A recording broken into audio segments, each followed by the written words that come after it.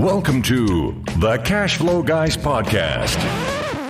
You know what time it is, boys and girls, and you should know where you are. This is Tyler Sheff, and I am the host of the Cash Flow Guys podcast. And this week, guys, I want to talk to you about a situation that took place, and there's a learning lesson that comes away from this, and I thought I would share it with those of you that are out there in the trenches trying to buy real estate, trying to get deals under contract. Doesn't matter whether you're a realtor, you're a wholesaler, or you're just a regular buyer looking to buy something in real estate. I think everybody's going to benefit. It's going to be a short episode, short story, but it's going to be a big learning point. And this is something I'm seeing a lot now. You don't see this as much in the big apartment space. And I'm talking primarily about how to lose a deal. There was a time it was more commonplace, and the commercial side of things kind of made it taboo. And that prevented a lot of this happening. And what I'm talking about is retrading. Now, there's in the small space in the residential market, the 1 to 4 units, and even some of the smaller, larger multi-units, 5 to 20 to 30 units. When you're dealing with more unsophisticated people, the buyer is more, I don't know how to say it, but more emotional. Basically, is that they're not as sophisticated as the folks that are buying the big commercial properties in most cases, or for whatever reason, they're just deciding to stay with the smaller investments. There's nothing wrong with that. Heck, that's what I do. But when you're dealing with people, a lot of the people I deal with in the 1 to 4 unit category, they're kind of new. They're usually newer investors that are the buyers in this case. There's some of us out there that are doing it more institutionally. We're doing it on a larger scale. But we're growing our portfolio, right? Either way. But what I'm talking specifically about is retrading. And I want to tell you a short story about a listing that happened. It's property, that I sold. It's where I was the listing agent. So we had the property on the market, and we put it out. And obviously, you put it on the market, you get multiple offers. It happens all the time. People say, oh, the market's going to crash. Well, whatever. I'm not seeing it because there's just so much demand down in Florida that everything that goes up for sale, if it's even remotely priced right, is going to sell, no doubt. And because of that, appraisals are backing it up and are supporting it in a lot of cases. And so what we had here was a house that is a new build. Essentially, it's 2 years old or 3 years old. And the guy that owned it couldn't keep up with the construction loan, and he got a certificate of occupancy. The house got finished, but he stopped paying his bills. So you can imagine what the next step was. Bank steps in, tries to work it out with the guy. It doesn't pan out. It goes into foreclosure. The rest is history. So now that he no longer owns the house. So the bank hires me to sell it because their attorney referred, their foreclosure attorney mentioned me, and I passed on that referral. They want to recoup their money, right? So I go ahead and list the property. And as I do, I get way more, a good price for it, strong price, more than, most agents would get. That's what I do. And I'm not bragging. It's just reality because of the way I structure things and the way I set things up. I position my sellers to get top dollar. That said, when I represent the buyers, I also position them to get the best deal, but you have to go about that in an ethical way. And that's kind of what it's not really I wouldn't say it's unethical what happened, but it's unfortunate what happened. That's for sure. If you want to talk about uns. So we get the property under contract with a cash buyer. Okay. So this is a cash buyer. Now guys, if you've spent any time listening to me, one thing you know about is that I do not trust wholesalers because the nature of wholesaling to me brings forth a certain degree of dishonesty.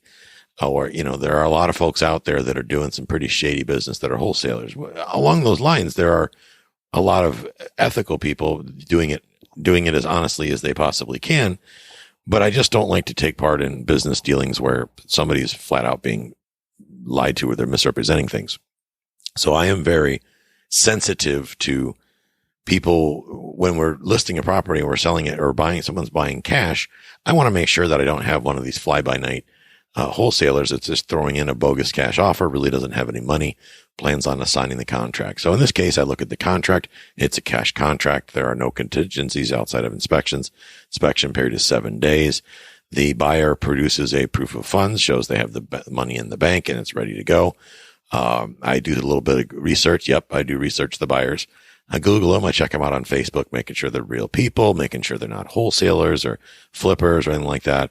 Because we want to sell it. The bank wants to sell it if they can to an end buyer. All these banks like to make sure they get as close to retail as they can. So the Winning bidder is this cash offer. We go under contract, get in the inspection period.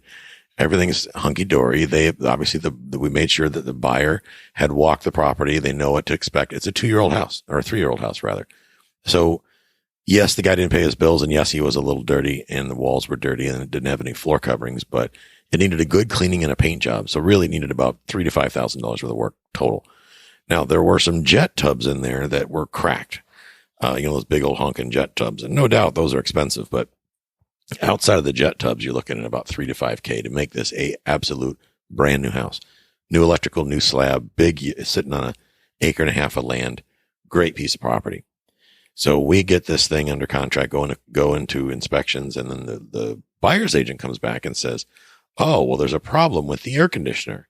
It looks like it's on its last legs. And I was like, or a version of that. I was like, well, wait a minute. This is a new house. How could the air conditioner be having issues already? It's only 3 years old. There's no way. So I send an AC guy out there to take a look at it because, lo and behold, it's under warranty. It's only 3 years old. So why not? So the AC company goes out there, they look at it, and they find that since the house had been sitting with the power off for about 2 years, Freon had leaked out from a Schrader valve. Not a big deal. A defrost board had failed, probably because it was low on Freon, and turned the power back on. It may have fried the defrost board. Who knows? Anyway, it's all under warranty. Get it all fixed up. They also found, so he sends over this inspection report, right? And in the inspection report, it's like stupid stuff. Like the grading is, there's dirt missing up against the house, so it needs to be properly graded. Install 1 shovel full of dirt. It's like, oh, come on, seriously, a shovel full of dirt? Anyway, long story short, the buyer, after getting this thing, we're under contract, and yes, we did get a good price on it, but there's plenty of meat on the bone for the buyer. They're going to walk into this deal with about $30,000 in instant equity as soon as they do the repairs.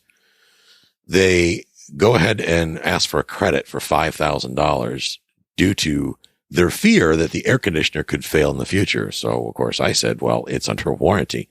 So you really don't have to, it's a brand new air conditioner, and I think it's a Train. It's not like a cheap one. It's like one of the top of the line AC systems that you can get. And again, it's 3 years old and under warranty. Had the AC guy go out there, give it his blessing. Everything's in great shape. It blows cold. No problems.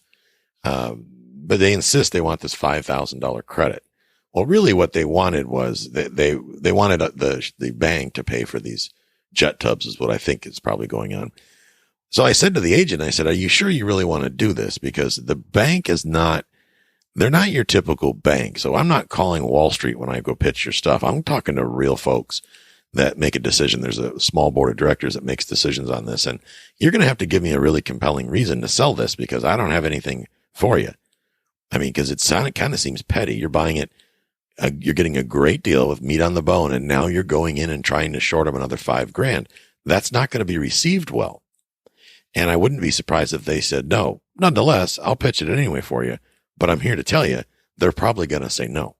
So are you willing, ask your buyer, are you willing to blow this deal over $5,000? You said you would pay what you said you're going to pay, which by the way that would have been a great deal for them. Are you sure you want to lose this deal? And the agent is a young guy. He's new. He's like, yeah. He'll just, go ahead and pitch it. Well, I can't get an answer back from the bank instantly because they're a bank, right? They're a company. It takes them a couple of days. So he said, well, if we don't get an answer back by close of business Friday, and of course we didn't, then I'm going to send over a release and cancellation of contract just to protect my buyer's earnest money.